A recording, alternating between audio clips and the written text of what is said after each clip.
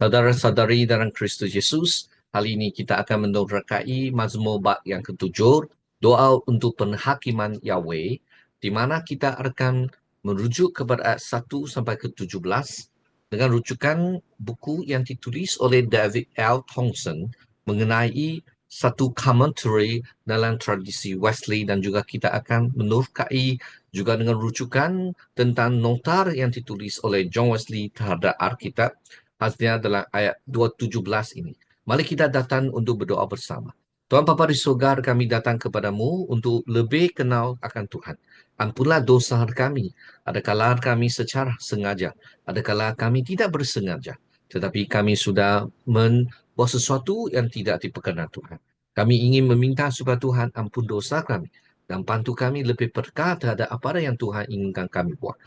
Oh Tuhan, puji syukur atas kebaikan dan karunia Tuhan. Dalam nama Yesus Kristus kami doa bersama. Amin. Saudara-saudari dalam Kristus Yesus, marilah kita membaca ayat suci dalam 17 ini untuk memahami sebelum kita menerokai. Mari kita membaca teks ayat 17 ayat ini. Ya Tuhan Allahku, kepadamu aku berlindung. Selamatkanlah aku dari semua orang yang mengejar aku, dan lepaskanlah aku supaya jangan mereka mentekan aku seperti singar yang mencapi-capi dengan tidak ada yang melepaskan. Ya Tuhan Allahku, jika aku melakukan itu, jika ada kecurangan di tanganku, jika ada pemalas dan dengan jahat yang orang yang hidup damai dengan aku, atau merampas orang yang menjadi lawanku dengan tidak semena-mena, maka musuh kira mengejar aku sampai menangkap aku dan mengkincang-kincang hidupku ke tanah dan menaruh kemuliaan ke dalam tubuh. Bangkitlah Tuhan dalam mukamu. Berdirilah menghadapi geram orang-orang yang melawan aku. Bangunlah untukku, ya engkau yang telah memerintahkan penghakiman. Biarlah sidang bangsa-bangsa mengelilingi engkau, dan engkau bertakhta di atasnya, di tempat yang tinggi. Tuhan mengadili bangsa-bangsa. Hakimilah aku, ya Tuhan. Apakah aku benar? Dan apakah aku tulus diikhlas? Biarlah berakhiri kejahatan orang fasik, tetapi tegurkanlah orang yang benar. Ya Allah yang adil, yang menguji hati dan bati orang. Pelisaiku ada pada Allah, yang menyelamatkan orang-orang yang bertulus hati. Allah adalah hakim yang adil, dan Allah yang muka setia tak saat. Jika orang tidak bertaubat, maka ia mengansah bedannya. Ia telah melentur busurnya dan mempidik, telah menyiapkan senjata sejantar yang mematikan dan membuat pena-penanya menjadi panah-panah api. Sesungguhnya orang yang bunting dengan kejahatan dan mengandung kelaliman akan melahirkan tipu daya. Ia memanggil lombang dan memuat dannya dalam, tetapi ia sendiri jatuh ke dalam perumban yang dibuatnya. Kelaliman yang dilakukan akan kembali menimpa kepalanya, dan kekerasan akan turun menimpa batu kepalanya. Aku hendak bersyukur kepada Tuhan kerana keadilannya dan bermazmur bagi nama Tuhan yang maha tinggi. Saudara-saudari dalam Kristus Yesus, sagi orang yang lam tapan dari Daud kepada Tuhan berkenaan dengan Kush, orang berzam. Permohonan perlindungan ayat 1 sampai 5. Daud memohon perlindungan Tuhan dari pengejaran, menyatakan ketidakbersalahan atas tuduhan, bersedia menerima hukuman jika bersalah, memohon Tuhan bangkit dalam keadilannya, meminta perhakiman atas kebenaran, berdoa untuk berakhirlah kejahatan. Allah sebagai peringsai dan hakim yang adil, peringatan bagi yang tidak bertaubat, kejahatan akan berbalik kepada pelakunya. Saudara-saudari, latar belakang Mazmur yang ketujuh yang kita boleh belajar bersama, ayat pertama ataupun perkataan yang kita boleh tahu ialah tepila, doa atau permohonan. Lagu doa individu ini tepira memohon penyelamatan dari para pekejar yang tidak disebut namanya, yang paling baik disamarkan dengan singa yang melampok. Seperti biasa dalam lagu-lagu ini, tuduhan dan permohonan datang dalam bentuk metafora, singa yang mengitai dan mencabik-cabik. Ibrani ya'ayi, singa melambangkan musuh yang ganas. Yunani dalam pergunaan dalam bahasa ibadat ialah proseuche. Doa itu betul tempat doa. Hal ini menyembunyikan kita dari kita ancaman sebenarnya dan spesifik yang dihadapi pemajmur, tetapi juga memungkinkan komunitas penyembar yang beragam untuk mendengar berbagai kebutuhan mereka dibahas untuk gambaran kata dan pernyataan umum. Ngok komposisi ini tidak dilakukan lagi mentandakan penggunaan lagu ini dalam ibadat bait suci pada suatu titik. Jadi, Miknash adalah bahasa Ibrani, tempat kudus ataupun air bait suci. Miknahdash. Singar Ibrani Argi melambangkan musuh dan ganas. Mari kita lihat hubungan dengan Daud. Ibrani di sini ialah Sigayok. Sigayok ianya landapan. Tajuk ini menghubungkan lagu ini oleh Daud atau tentang Daud dengan Kush tertentu seorang Benjamin. Mungkin Daud menyanyikan tentang hal-hal yang telah dikatakan atau ditulis Kush.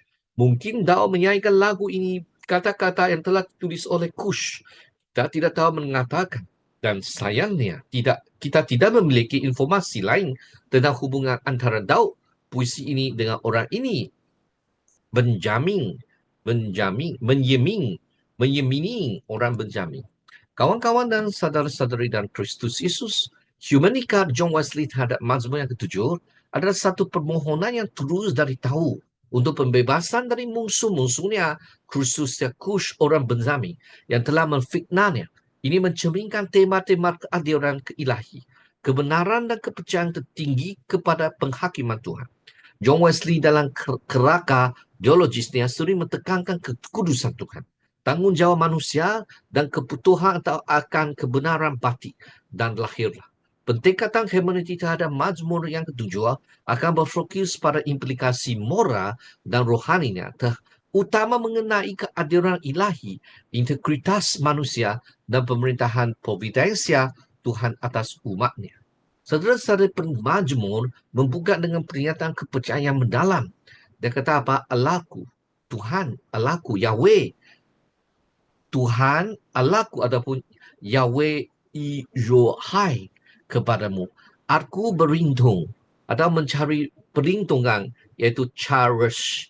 Ayat yang pertama ini menegaskan satu di posisi yang asas dari perpercayaan kepada Yahweh. Kesetiaan kepada Yahweh terungkap melalui penggunaan berulang dari sebutan Allahku, Elohai dan Tuhan Yahweh. Allahku menunjukkan hubungan peribadi yang sangat dalam. Pada dasar iman ini pemaju memohon penyelamatan ataupun meminta supaya Tuhan menyelamatkan dia. Dalam Ibrani ialah Yasha dan pembebasan Naksar. Membebaskan akui kelentakan tanpa perlindungan ilahi daripada Yahweh. Tuhan Allahku, Yahweh Elohai menunjukkan hubungan perjanjian personal dalam satu citar dan implikasi. Kurio o tios mu tercemar yang mencerminkan pemahaman Yahudi Hellenistik tentang nama ilahi. Chasicini berlindung mentekankan kebergantungan total pada Yahweh. Di sini kita melihat berharap di dalam bahasa Yunani dalam translasi satu citar ialah episar mencerminkan interpretasi Yahudi diaspora tentang konsep perlindungan ilahi. Jadi apakah implikasi teologi masa bait suci yang kedua? Penggunaan istilah-istilah ini dalam ketiga tradisi teks, Mosolo teks, Setijita dan juga Deksi Scroll. Menunjukkan kontinuitas pemahaman teologi tentang perhubungan perjanjian antara Allah dan umatnya adalah Yuda bait suci yang kedua. Perbezaan nuansa antara Mosori teks dan Setijita mencerminkan adaptasi teologi untuk komunitas Yahudi yang berbeza, sambil mempertahankan esensi ataupun maksud utama teologis yang sama tentang kedaulatan dan juga perlindungan Allah terhadap umat Tuhan. Hermeneutika John Wesley ataupun interpretasi untuk bahagian yang pertama majmuk bab 7 ayat 1 dan 2 adalah tentang seruan Daud untuk pembebasan. Daud memulai dengan permohonan untuk penyelamatan ilahi, mengakui bahawa hanya Tuhan yang boleh menjadi tempat perlindungan. Apakah penjelasan atau interpretasi Wesley akan mentaksirkan ini sebagai satu ungkapan ketergantungan mutlak pada pemeliharaan ilahi? Dalam ajarannya, John Wesley sering menekankan kebutuhan orang percaya untuk berlari kepada Tuhan di masa-masa kesusahan, membeli cubaan seperti ini sebagai kesempatan bagi iman untuk diperdalamkan. Bahan kedua dari ayat 3 sampai ke 5, kita belajar penyangkalan dengan sumpah. Pemanjuma menggunakan kata Ibrani, im. Im itu maksud ialah jika. Dan jot. Jot ini ialah ini. Untuk memulai sumpahnya. Dalam teks satu citar, kata Yunani ialah ed. Digunakan untuk mengekspresikan sumber yang ada kondisi ataupun syarat. Penyanggalan ini menekankan ketidakbersalahan total pemajmuk atas tuduhan yang ditunjukkan kepada dia. Kata Ibrani ketidakadilan ialah avod. Dan salum era damai digunakan untuk mengkontras perilakunya. Dalam satu citar kata ketidakadilan ialah adikia. Adikia memperkuatkan gagasan tentang integritas moral. Pemajmur mentegaskan bahawa ia telah menjaga hubungan damai dengan para lawannya. Adilan ilahi. Pemajmur menggunakan istilah Ibrani mengejar ataupun idrof dan juga mentangkap ataupun yasek yang mendalam dalam satu cita dicemarkan sebagai kata tioka dan kata lamboi yang menggambarkan satu konsensus yang bersetuju bersama yang dia yang terima jika ternyata bersalah, yang menunjukkan kesediaan untuk tunduk pada perhakiman ilahi. Kawan-kawan dan saudara-saudari, istilah kunci Mazmur di sini dalam bahasa Ibrani ialah ex asidijod. Adapun dalam bahasa Yunani ialah ed epoi esar tunto. Kawan-kawan, saudara-saudara, apakah implikasi dalam gurungan laut mati ialah formula sumpah ini mencerminkan praktika komunitas Quarem dalam berkat dan kudukan, menunjukkan kontinuitas tradisi sumpah dalam masa bait suci kedua. Saudara-saudara, di sini juga kita ada lihat ketidakadilan di tangan, di mana guna punya bahasa Ibrani ialah in ish avod, ataupun bahasa Yunani ialah e esching atikiar e chesing, iaitu konsep ketidakadilan di tangan muncul dalam teks-teks dasar deksi skor ataupun kurungan laut mati, terutama dalam manual disiplin 1QS sebagai metafora penting untuk bertanggungjawab moral, paralel ataupun seraras dan konsep tahara idaing. Tahara idaing dalam penulisan bait suci yang kedua. Analisis perbandingan ini menunjukkan adanya kesinambungan pemahaman teologis antara tradisi mosoletik, situacita dan praktik-praktik agamaan dalam masa peringkat bait suci yang kedua, khususnya dalam konsep sumber dan kebersihan lijuar sebagaimana tercermin dalam kurungan laut mati. Kawan-kawan dan saudara-saudari, apakah humanity John Wesley terhadap dalam badan kedua ini? Yang pertama adalah panggilan untuk pemeriksaan ilahi dan mentegaskan ketidakbersalahan dan menggunakan Tuhan untuk memeriksa hati dan tindakan dia. Teologi Wesley yang sangat dipengaruhi oleh pencariannya akan kekudusan dan melihat ini sebagai satu contoh integritas Kristen yang sering mengajarkan bahawa orang percaya harus mempertahankan hati nurani yang bersih di hadapan Tuhan, yang mewujudkan kebenaran pati dan rahil hilah dia. Kawan-kawan dan saudara-saudari dalam Kristus Yesus, pemajmur menggambarkan negara pengadilan internasional di mana Yahweh mengambil posisi sebagai hakim. Takhta Yahweh kisi dijaga oleh keruri, melambangkan otoritas penghakiman ilahi.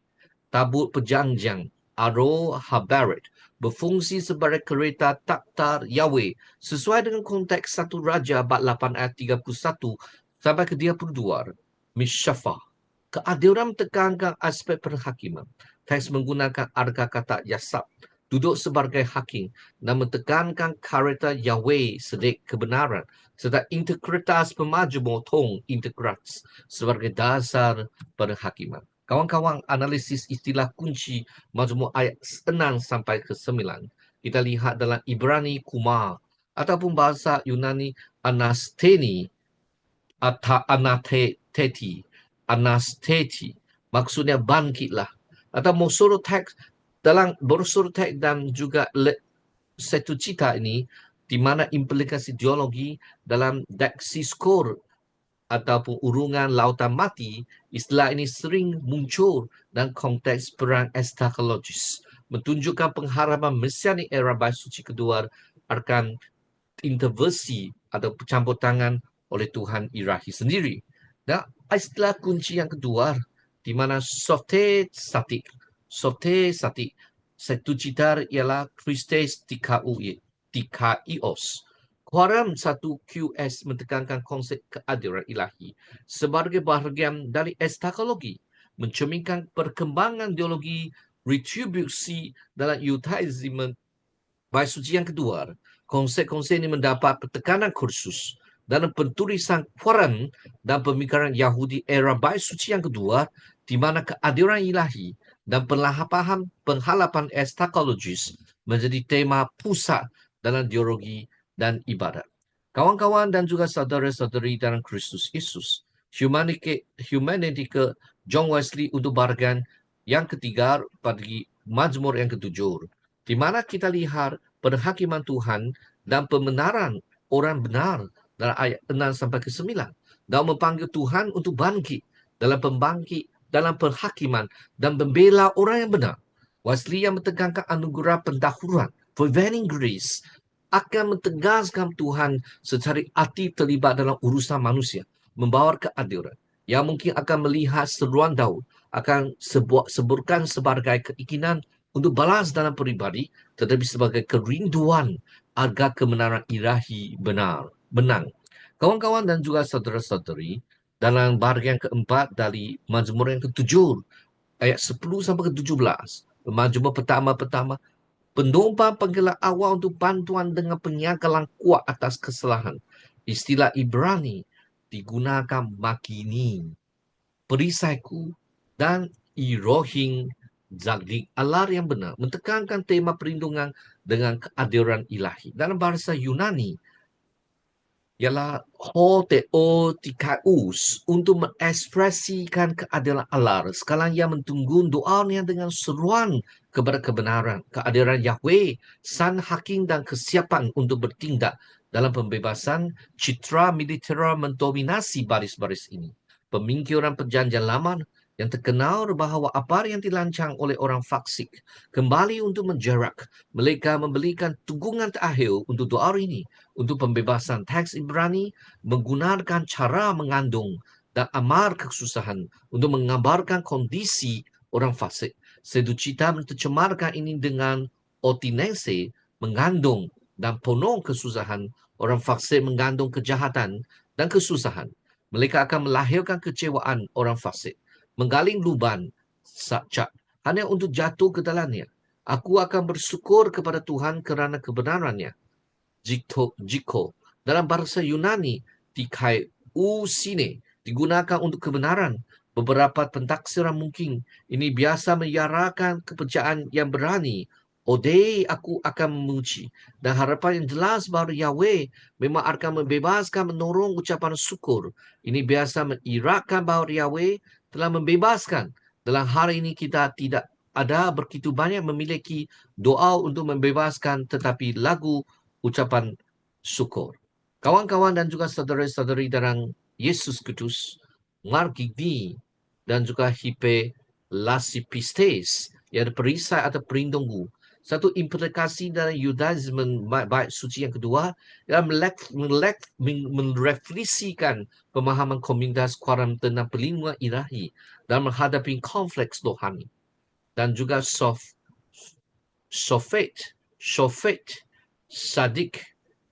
sadis ataupun dalam bahasa Yunani ialah Christes dikaios, yang hakim yang adil, menggambarkan konsep keadilan irahi dalam tradisi bait suci kedua dan penulisan Quran.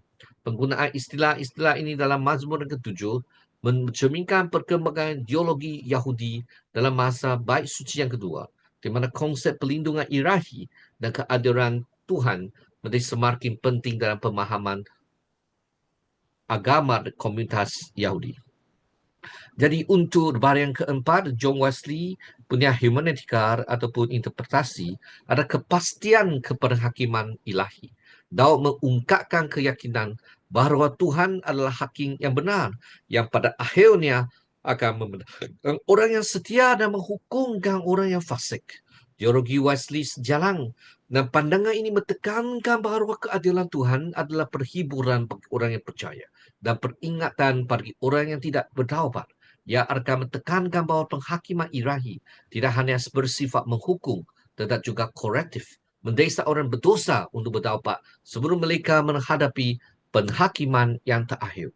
Kawan-kawan dan juga saudara-saudari dalam Kristus Yesus, apakah kesimpulan hermeneutika John Wesley terhadap bab yang ketujuh dalam kitab Mazmur? Fokus praktis dan moral. Hermeneutika Wesley menekankan ajaran praktis dan moral dari Mazmur itu kehidupan sehari-hari orang percaya. Iman pada keadilan Tuhan mendorong kepercayaan pada penghakiman Tuhan yang adil daripada pencari pembalasan peribadi. Menekankan pentingnya hidup dalam kebenaran di hadapan Tuhan sebagai sesuatu yang perlu diutamakan, prioritas utama, kekudusan dan integritas pribadi. Menggabungkan peringatan tentang penghakiman dengan harapan belas kasihan melalui pendapatan, iaitu kepastian penghakiman. Mazmur yang ketujuh di bawah lensa interpretasi Wesley berfungsi sebagai peringat akan peranan aktif Tuhan di dunia, panggilan untuk kekudusan pribadi dan jaminan bahawa kebenaran pada akhirnya akan benar atas kejahatan. Kawan-kawan dan saudara-saudari, apa yang kita boleh belajar dalam teks kitab Mazmur bab yang 7? Lagu doa ini menyuarakan seorang umat Tuhan untuk membebaskan dari lawan mereka. Keyakinan yang tangguh bahawa hakim seluruh bumi benar-benar adil, dilengkapi untuk membezakan dengan tepat tindakan dan motif semua pihak. Perjanjian baru mengambil baris yang menyedarkan dari Mazmur ini menggambarkan kemampuan Kristus yang telah bangkit. Dia telah memperingatkan jemaat di tiara bahawa dia menyelidik hati dan fikiran. Ini juga menunjukkan bagaimana teks Yahweh perjanjian lama secara langsung diambil untuk menggambarkan Yesus Kristus, mengarah pada pemahaman dalam doktrina Tuhan Tritunggal oleh papa-papa gereja awal. Kawan-kawan dan saudara-saudari, marilah kita belajar untuk doa, untuk kita meluangkan apa yang kita berasa tidak adil. Biar kita semua serba kepada Tuhan dan biar Tuhan mentakta semua, menghakim untuk semua, dan biarlah kita tidak menghakimi orang, tidak melukai orang yang sudah lukai kita. Janganlah kita membalas dendam, tetapi kita mengira semua kepada Tuhan. Dan dalam contoh Yesus Kristus, walaupun dia dilukai, tetapi dia memaaf, dia mencari memaaf, dia bersetuju, dia berkeputusan untuk memaafkan orang. Dan di atas salib, dia sudah mencurahkan darah supaya boleh ampuni semua orang yang berdosa dan juga mau bertaubat dan iman dalam dia. Mari kita doa bersama. Tuhan Bapa di surga, kami puji Tuhan atas Tuhan yang Tuhan Tritunggal. Tuhan Bapa Allah, Tuhan Yesus dan Tuhan Roh Kudus. Bantu kami lebih fokus kepada Tuhan Yesus dan Tuhan Yesus sendiri. Sebab jiwa kami diperbaharui, lebih dekati Kristus, lebih kasih Yesus. Jiwa kami menjadi diperbaharui oleh Tuhan untuk kemuliaan Tuhan. Dalam nama Yesus Kristus kami doa bersama. Amin. Semoga Tuhan memberkatimu dan juga sekeluarga. Kita jumpa lagi.